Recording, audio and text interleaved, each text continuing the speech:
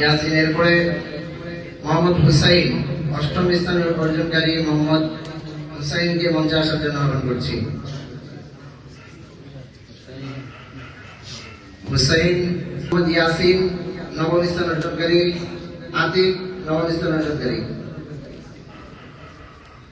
সম্মানিত উপস্থিতি, হফাজুল কোরআন ফাউন্ডেশন বাংলাদেশ রূপনগর থানা শাখায় আয়োজিত হিফজুল কোরআন প্রতিযোগিতায় যে সমস্ত ছাত্ররা কৃতিত্বের সাথে সাফল্য অর্জন করেছে, আমি তাদের নাম ঘোষণা করছি।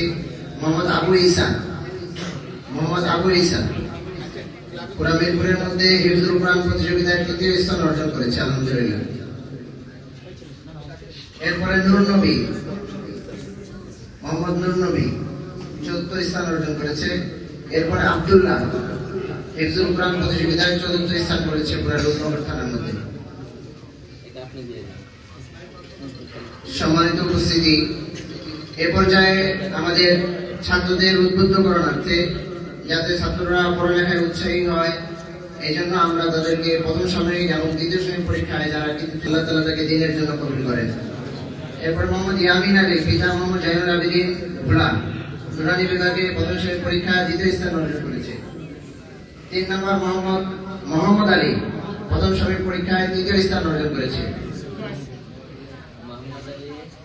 নাজেরা বিভাগ থেকে প্রথম সাময়িক পরীক্ষায় প্রথম স্থান অর্জন করেছে মোহাম্মদ ইসরাফিল, দ্বিতীয় স্থান অর্জন করেছে। মাহফুজুর রহমান তৃতীয় স্থান অর্জন করেছে। তাসকিন আহমদ। ফিজ